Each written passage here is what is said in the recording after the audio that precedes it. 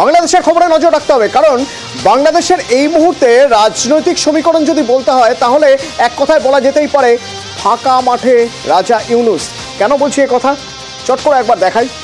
দেখুন, এই দুজনকে যদি মাইনাস করে দিই তাহলে ইউনূস একা রাজা কিনা। এই দুজন কে কে? বেগম খালেদা জিয়া এবং শেখ হাসিনা। শেখ হাসিনা তো ভারতে চলে এসেছেন অনেক দিন, তারপরেই তদারকি সরকার, যে তদারকি সরকারের প্রধান ইউনূস, এবং খালেদা জিয়াও এবার চিকিৎসার জন্য লন্ডনে। এখন লন্ডনে চলে গেছেন খালেদা জিয়া। তো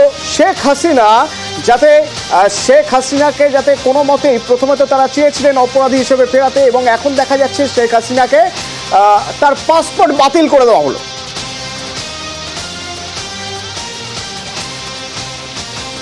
কারণ মাইনাস করার ইন্টারিম গভর্নমেন্ট, আপনি জানেন ওনারা 5 মাসে এরকম কোনো কথা বলেননি। তবে একটা জায়গায় আমরা মাইনাস করতে যাই, যারা জুলাই আগস্টের খুনে জড়িত ছিল তাদের এই দেশের কোনো পলিটিক্স করার কোনো রাইট নেই।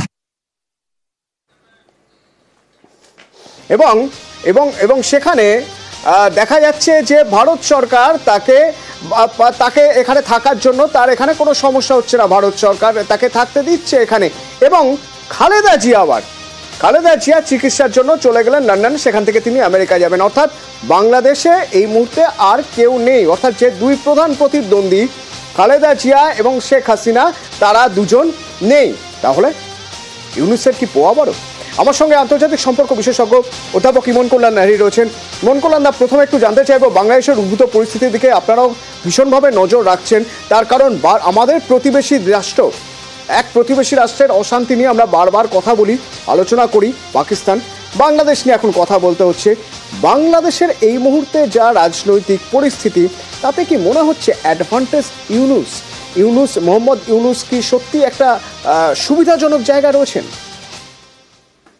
দেখুন, ইউনূস, প্রথমত মনে রাখতে হবে বাংলাদেশের বর্তমান সংবিধান অনুযায়ী ইউনূস বেআইনিভাবে ক্ষমতা দখল করে আছে। এখনো কিন্তু আইন অনুযায়ী শেখ হাসিনা বাংলাদেশের প্রধানমন্ত্রী।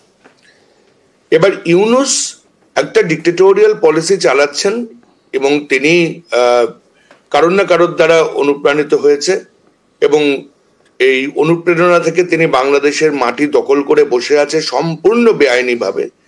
এবং অ্যাডভান্টেজের কোনো জায়গা এখানে নেই, অ্যাডভান্টেজের কোনো পজিশন এখানে নেই। তার কারণ বাংলাদেশ অন্যান্য রাষ্ট্রগুলোকে যেমন আমরা বলতাম ফেল স্টেট, বাংলাদেশ পুরোপুরি একেবারে পতনমুখী রাষ্ট্র, একটা ফেল স্টেটে পরিণত হয়েছে। সুতরাং বাংলাদেশ এবং পাকিস্তান এই মুহূর্তে বলবো যে পাকিস্তান ভালো জায়গায় আছে বাংলাদেশের থেকে।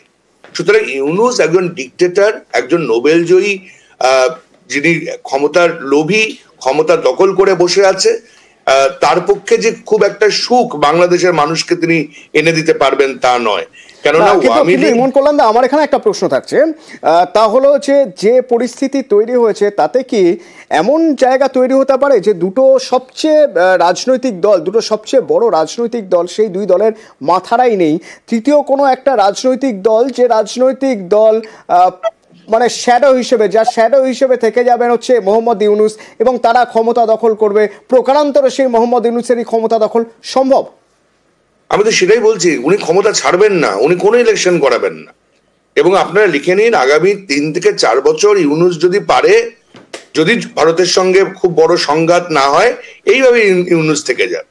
এবং ইউনূস, আওয়ামী লীগ, বিএনপি যারা ভারতের সঙ্গে সরকার পরিচালনা করেছে, এটা নয় ওরা বারবার করে বলছে আওয়ামী লীগকে ভারত প্রাধান্য দিয়েছে, তা নয়। বিএনপির সময় কি আমাদের ট্রিটিস হয়নি? বিএনপির সময় কি ফারাক্কা ব্যারেজ নিয়ে সমস্যা হলেও সেটা সমাধান হয়নি? হয়েছিল তো।